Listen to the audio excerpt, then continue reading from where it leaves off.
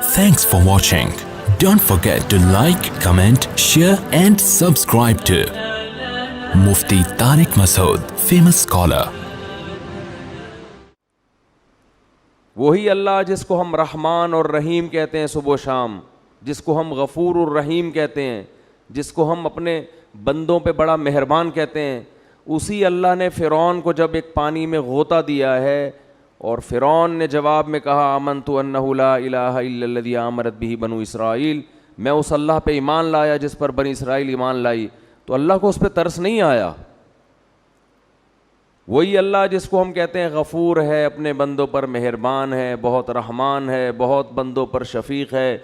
ماں سے 70 گنا زیادہ محبت کرنے والا، اس اللہ کو اپنی مخلوق فرعون پر اس موقع پہ ترس، بولو بھائی، نہیں آیا؟ وہ چیخ رہا ہے میں توبہ کرنے کے لیے تیار ہوں، اللہ نے کہا نہیں، آنا اب نہیں بخشوں گا، اور آئندہ اس سے بڑا عذاب آئے گا۔ اب تو یہ سمجھ رہا ہے کہ تو پانی میں ڈوب رہا ہے، یہ تو عذاب کی پہلی سیڑھی ہے۔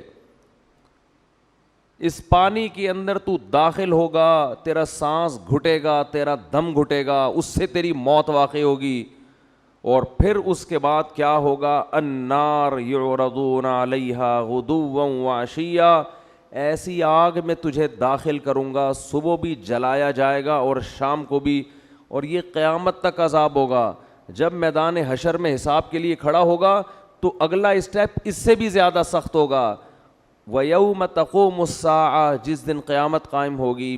أَدْخِلُوا آلَ فِرْعَوْنَ أَشَدَّ الْعَذَابِ، اللہ کہے گا کہ اس فرعون کو اس سے بھی زیادہ سخت عذاب میں داخل کر دو۔ یہ وہی اللہ ہے جو بڑا رحمان ہے، بڑا رحیم ہے، اپنے بندوں پر بڑا مہربان ہے۔ یہ وہی اللہ ہے جو موسیٰ کو فرعون کے پاس بھیجتے ہوئے کہہ رہا ہے قولا لہ قولا لینا، اے موسیٰ فرعون سے نرم لہجے میں بات کرنا، سخت لہجے میں بات نہیں کرنا۔ حالانکہ فرعون ہزاروں بچوں کو ذبح کر چکا تھا، ان کی چیخ و پکار بھی اللہ کے سامنے، ان کی ماؤں کا رونا بھی اللہ کے سامنے، کیسے ماؤں کی گود سے لے کے بچوں کو چھریوں سے کاٹتا ہوگا۔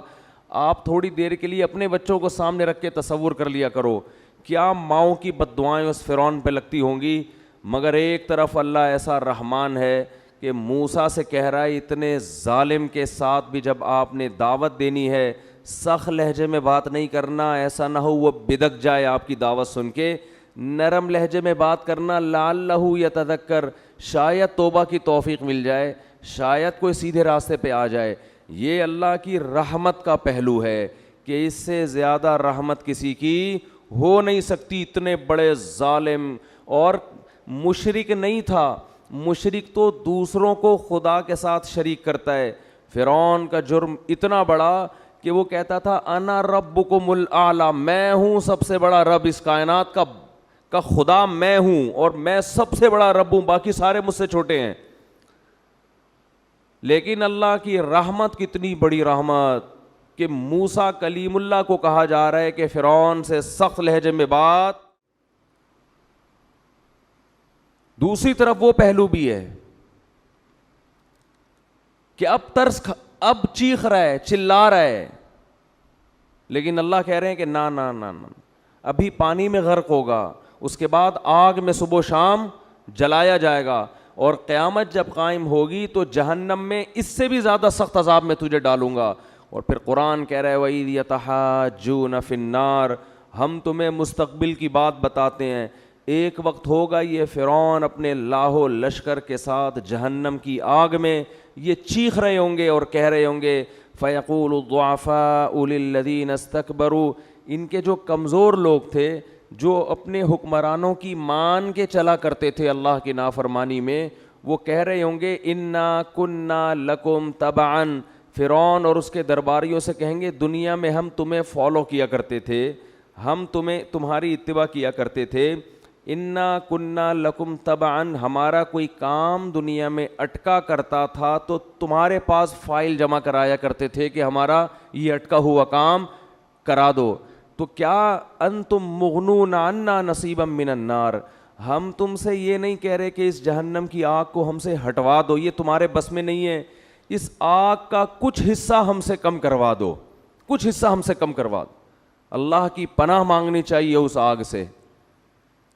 کچھ حصہ اس آگ کا ہم پہ ٹھنڈا کروا دو. وہ جواب میں کہیں گے انا کلن فیہا, ہم اگر اس آگ سے باہر ہوتے تو شاید تمہاری فریاد سن کے کم کرواتے. جس آگ میں تم جل رہے ہو ہم بھی اسی آگ میں تمہارے ساتھ جل رہے ہیں, تو ہم کیسے کم کروا سکتے ہیں؟